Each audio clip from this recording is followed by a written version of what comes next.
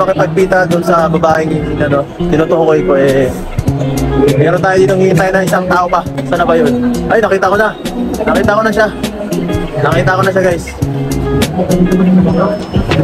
Nakita ko na. Ay.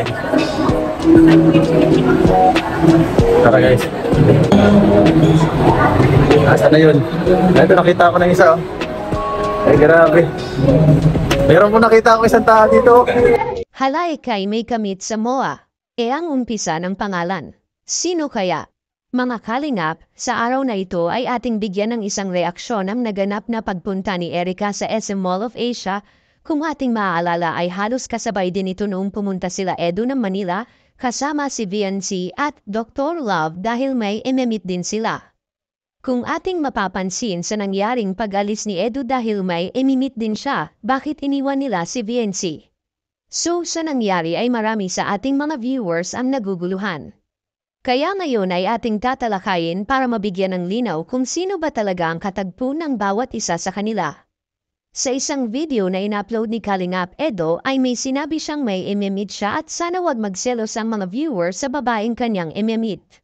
Narito ang maiksing video mga Kalingap, panoorin natin. Ayan po ang ating kasama ngayon. Wag na daw. I-vlog ko na lang ang mukha. Po, yan ano.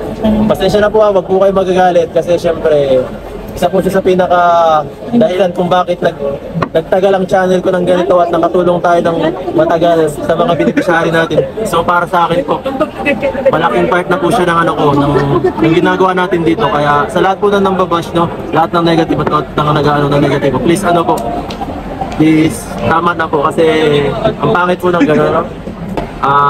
Kawawa po yung mga tinutulungan po, yun po ang pinaka ano dito at ano po, pag nawala po siya, siyempre, kawawa rin po ano. Marami pong mawawalan. So, please na po. Bakit ba kailangan talaga magselos? Sino pala ito?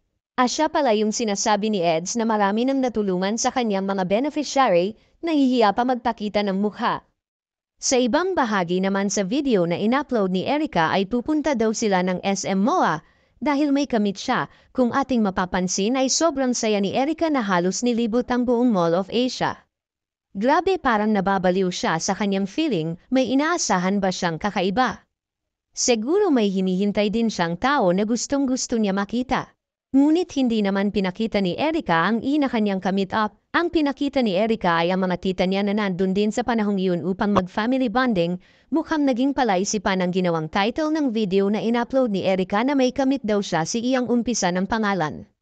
Anong masasabi mo tungkol dito mga Kalingap? I-comment mo lang sa baba at ating babasahin isa-isa.